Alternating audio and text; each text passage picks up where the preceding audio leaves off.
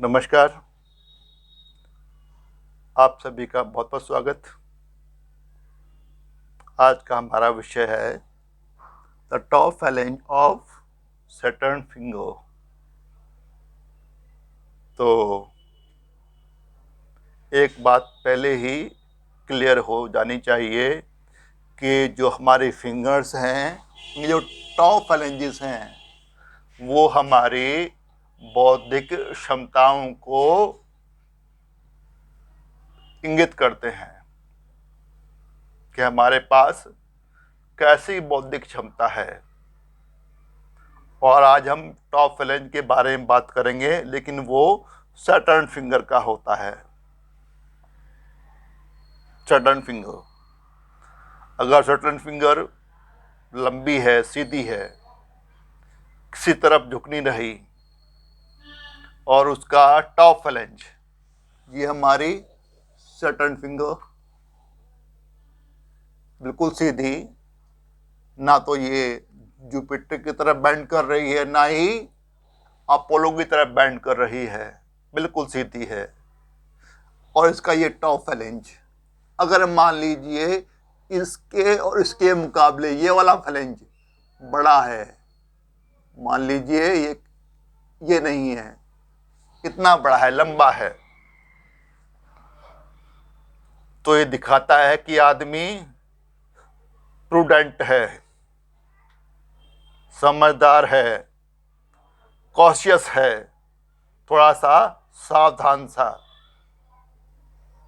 Careless नहीं, थोड़ा सा केयरफुल होगा।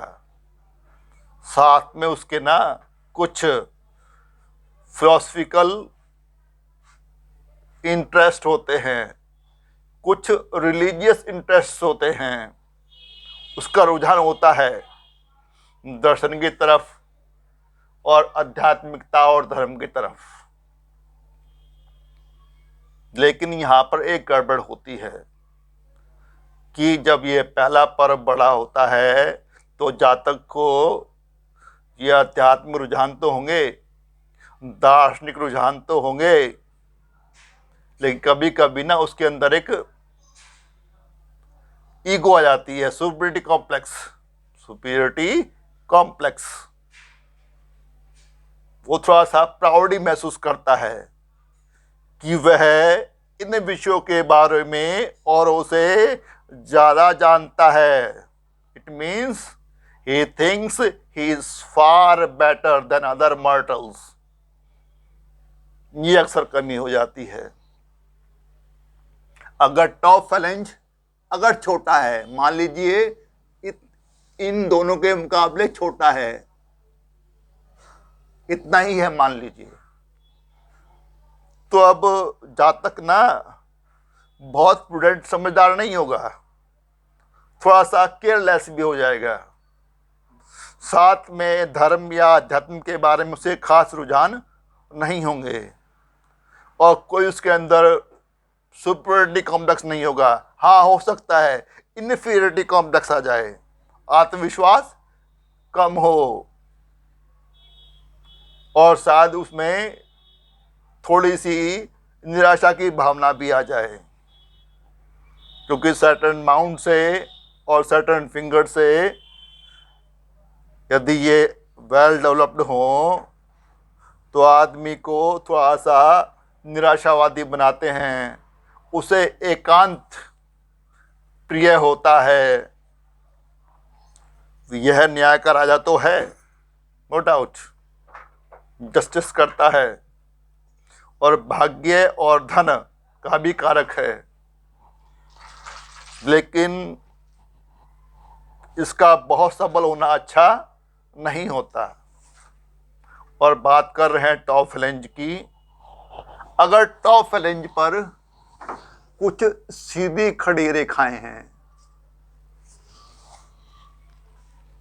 तो इसका मतलब होता है कि आदमी थोड़ा सा ना पैसिमिस्ट है, निराशावादी है, और उसके अंदर आत्महत्या की प्रवृत्ति ज्यादा होती है, सुसाइडल टेंडेंसी। अगर यहां पर ये रेखा खड़ी ना होकर थोड़ी हॉरिजॉन्टल हो, आरडी हो, तो ये शो करती हैं कि आदमी को सांसारिक कामों में अक्सर असफलता मिलती है, से बहुत दिक्कतों का सामना करना पड़ता है, साथ में निराशावादी भी होता है, और खास बात उसके अंदर सुसाइडल टेंडेंसी भी होती है। आगे चलिए। अगर यहां पर एक काला सा धब्बा हो रहा है टॉप फ्लैंज पर, तो यह इशारा कर रहा है कि जातक को कोई खास गंभीर बीमारी घेरने जा रही है। वह पहले से अलर्ट कर रहा है। यह गहरापन, थोड़ा काला काला सा धब्बा कि कुछ खास बीमारी, कुछ फैटल डिजीज उस पर आक्रमण करने वाला है। उसको शारीरिक रूप से शक्ति हो सकती है, वह बीमार पड़ सकता है। आगे चलिए। अगर यहां पर कोई क्रॉस बन जाए तो ये दिखाता है कि आदमी पैसिमिस्ट तो है, साथ में एक्सट्रीम लेवल का अंधविश्वासी भी हो सकता है। एक्सट्रीम लेवल का,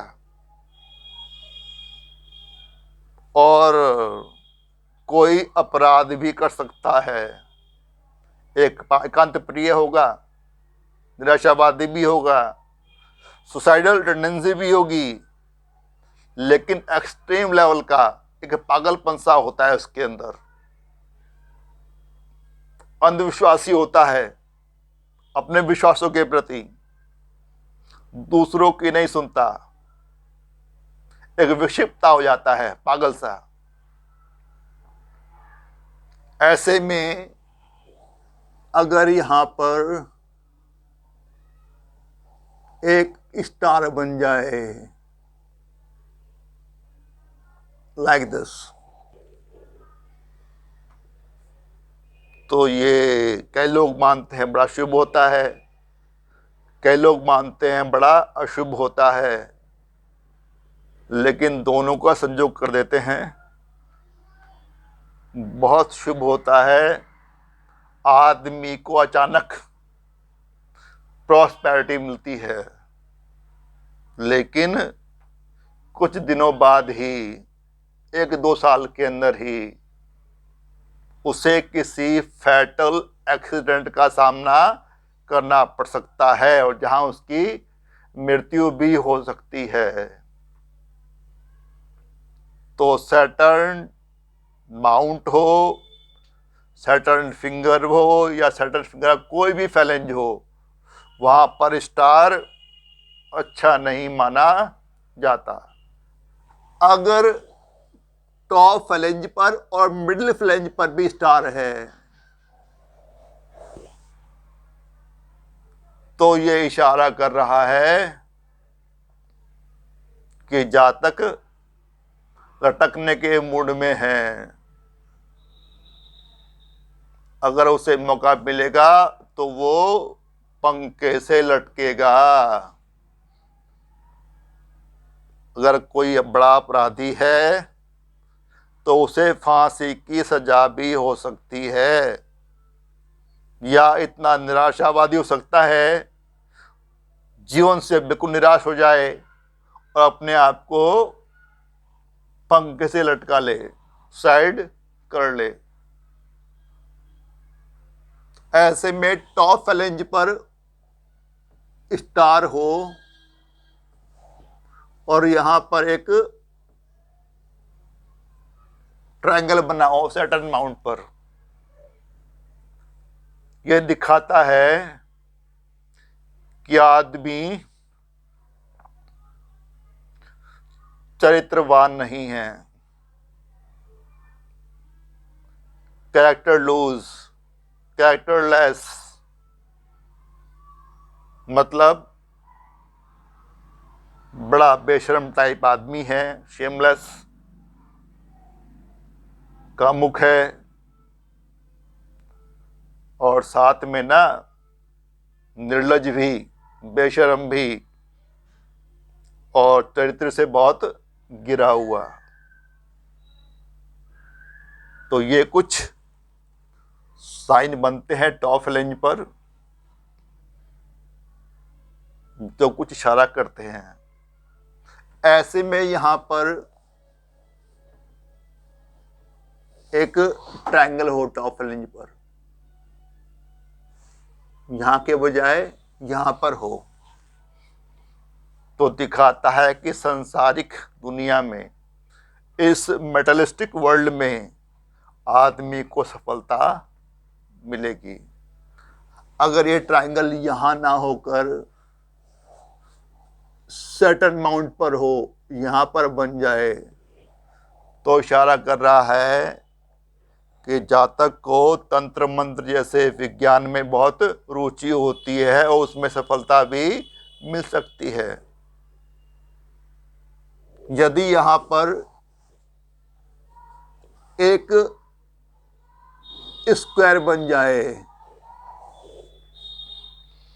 तो जातक की प्रवृत्ति निराशावादी हो सकती है, आत्महत्या करने पर उतारू हो सकता है, बड़ा ही निराशावादी। और ऐसे में अगर टॉप लेंज पर स्क्वायर बन जाए तो कई बार उसकी बहुत रक्षा करता है। ऐसे ही यहां पर अगर सर्कल मिल जाए, गोल, यह भी अच्छा माना जाता है कि मेटलिस्टिक वर्ल्ड में आदमी को सफलता मिलेगी। ऐसे ही यहां अगर चक्र बन जाए लाइक दिस, यह भी दिखाता है कि आदमी को भौतिक दुनिया में सफलता मिलेगी। अगर शंख बन जाए कुछ इस तरह से,